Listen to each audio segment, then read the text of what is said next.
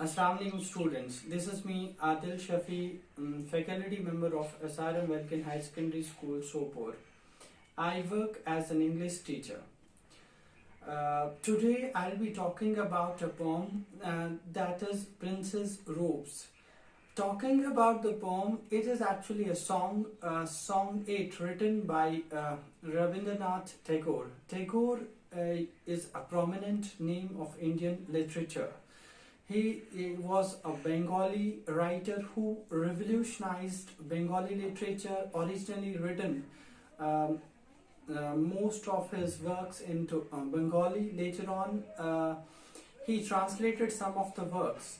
I would talk about him as a playwright, as a composer, as a novelist, as a poet. If I happen to talk about the success of Tagore, then he had written songs, composition of songs rather, a collection of poetry, a book named as Gitanjali.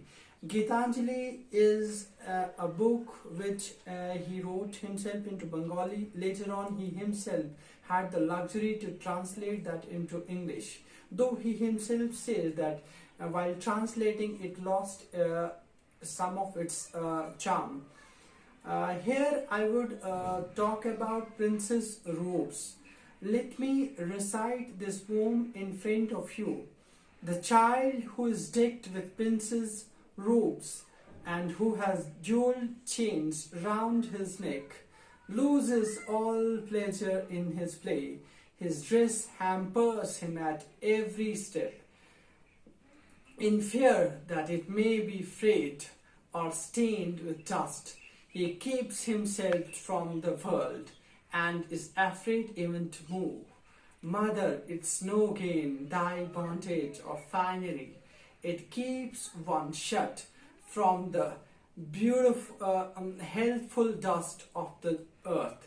If it rob one of the right of entrance to the great fair of common human life. He puts you, dear student, he puts you as a child, but you are dressed like a prince. You have the robes, you have the jeweled chains. A child is here in this poem depicted as well dressed and with jeweled chains. He is unable to play. He is afraid to play. Why? Because he feels that my clothes might get dirty, and maybe because of the finery, he feels like I cannot play. That means the freedom of a child is curtailed.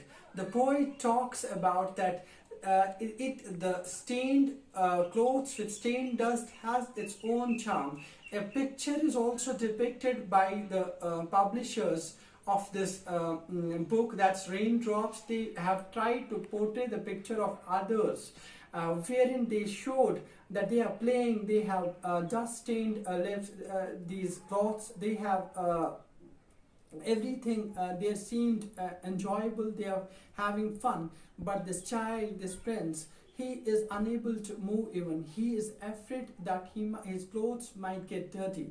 But at the same time, the poet is, because of that, every step, if he moves, it hampers the progress of his fun that he wants to actually follow.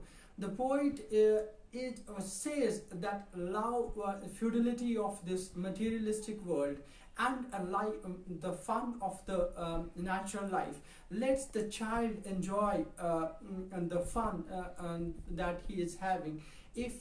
Because the poet, he talks about, he symbolizes the mother as God, that let the child have the luxury, let him follow whatever he wants to say, let the natural life come into his life, let him have the taste of life, natural life.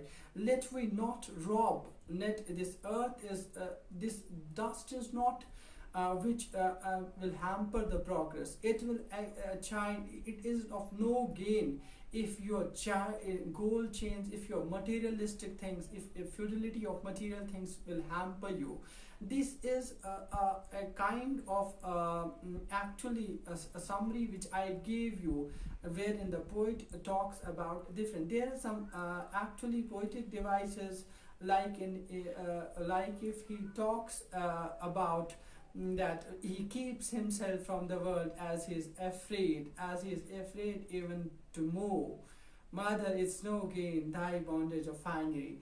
I, as a child, as what the poet, as far as my understanding is concerned, what the poet wants to say is that he is says that to put a child as a prince, and seeing his clothes, and seeing the robes that he is wearing, so seeing the jewel chains that he is wearing, what actually hampers the progress, and what is the difference between the materialistic world and natural, where lies the beauty of a materialistic world and natural world.